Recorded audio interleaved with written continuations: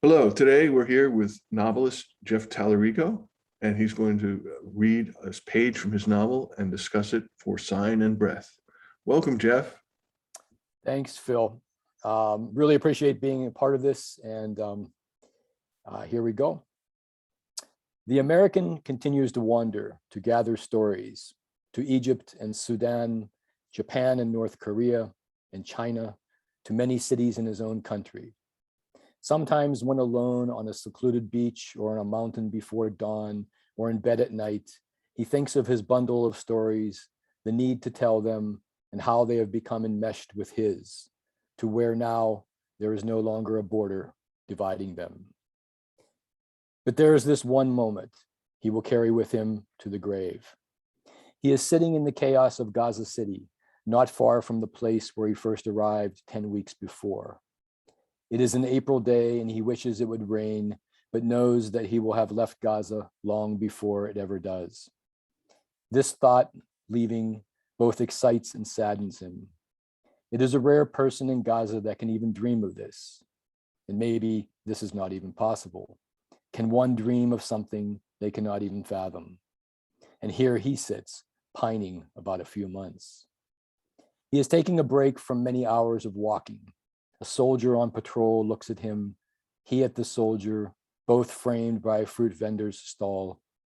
The shutters of shops rattle, unraveling to the ground as merchants close for the afternoon general strike. He has another hour to go to Jabalia, and he tries coaxing himself up off his backpack on which he sits. Looking up and through the madness of the city, the American sees a young girl wearing a white headscarf walking over to him.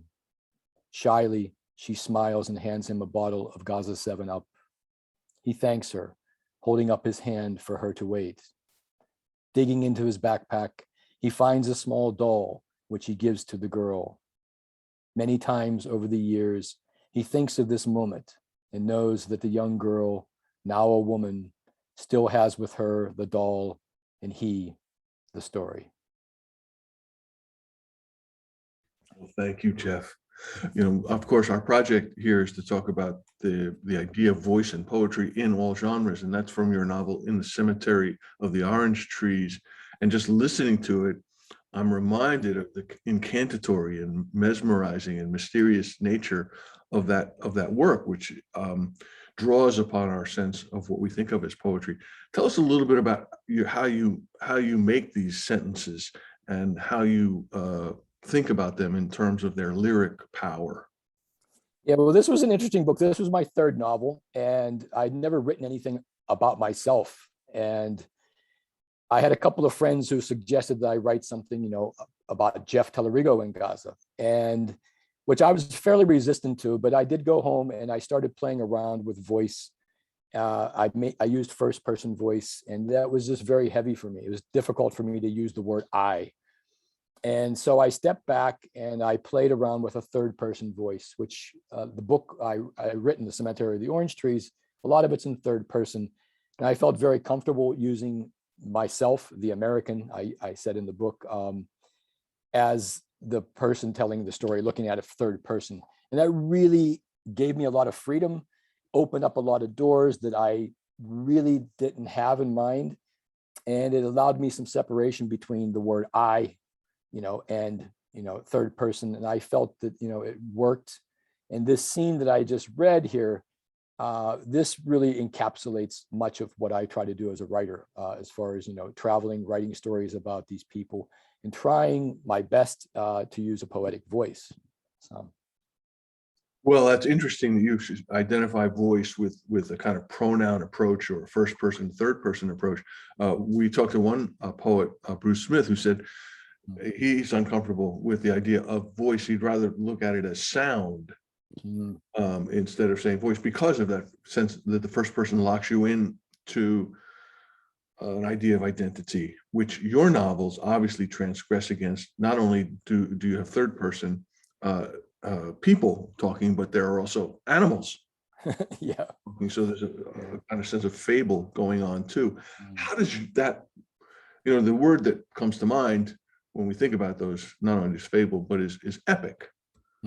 the idea of story. Tell us a little about how that approach, the epic, fabulistic, Hmm. uh, say non-narrative way of moving. How did that work with this book?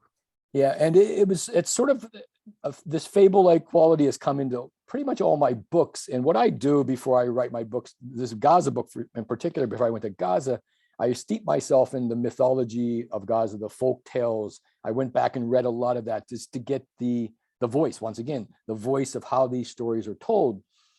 And it sort of happened, by mistake, that I found the voice of animals talking. One morning, I went to this coffee shop in Boston, and I wrote a 4,000 word story with a goat, talking goat, and I had no idea where that came from. And I think a lot of that came from being steeped in mythology and the folk tales of the countries that I travel to and write about. And I'm very intrigued by them. I've always loved those. I think because of the animals. There's often animals in them, and it just gave me distance once again to tell the story and tell this story about the Palestinians in a different way. Tell it in a way it hasn't been told. And I felt really confident with these stories, fable-like stories, when a Palestinian who was living in Kuwait read this story about the talking goat, and he wrote back to me and said, "These animals are telling our stories better than we could tell our story." And that gave me a lot of confidence, like, okay, the voice, maybe this is it.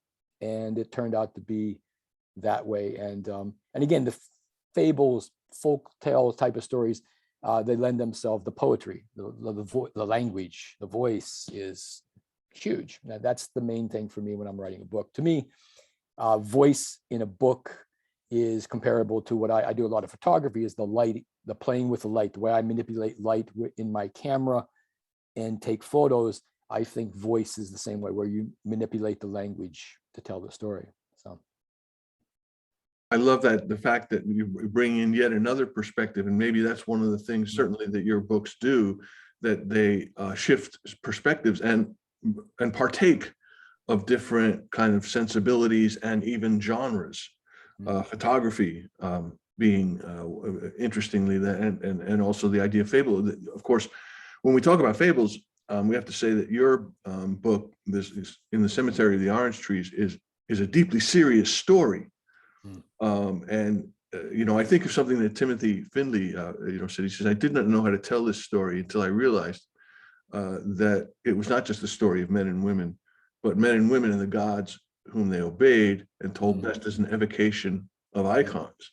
And so I transposed this story, which is history, into another key, which is mythology. And I think of that transposition is so essential to your writing process. And I guess what I want to ask is, I've had the privilege of witnessing the way you make that transposition, not only on the page, but in real life, in readings. How much does that sense of orality play a role in your composition? I think it's huge.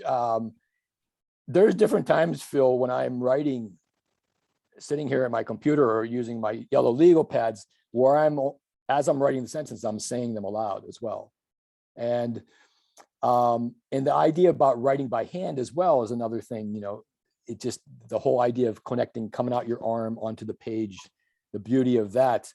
And the whole idea of voice and language used that way. Before I write, almost every morning, I read a page of poetry usually, and to get me into language and voice, and not that poetry is not in my pages by any means, but it's just the beauty of language, the beauty of words. And I read my stuff aloud a lot. I read my favorite books aloud. I sit in my chair and read the pages aloud. And I think that's really helped me to read publicly as well. And, the tone and everything like that. And I always admired how so many poets, they read so well. And, they read, and poetry is meant to be heard. It's great to read, but it's when I read poetry, I read it aloud. It's meant to be the language, the words. I lived in Japan many years, and the idea of haiku poetry, 17 syllables, exactly you have to choose the right word to fit in the amount of syllables. And I just love that brevity of language. I think that's magical, and the simplicity of it, but it's of course very hard to do. But my grandma Talarigo was the storyteller in my family. She was the person that told stories that began with X here, and then an hour and a half later, she connected X. In the middle, there was all kinds of, she was going every direction, but that's the way I like to write though, too, in fragments almost, and little scenes. And that comes, I'm sure, from my grandma Talarigo. We have no other writers in my family. And just hearing the way she would tell stories, and it was great. And she's Italian, and her hands are flailing everywhere and all this, like mine are what I'm doing right now. So I really think that's where I got the sense of storytelling. I really do. So Sounds like a 3 cigarette story. Yeah, exactly. Well, thank you, Jeff Talarico. It's been a pleasure to have you on Sign and Breath. Well, thank you for having me. I'm looking forward to seeing this, and it's thank you for having me. Appreciate it.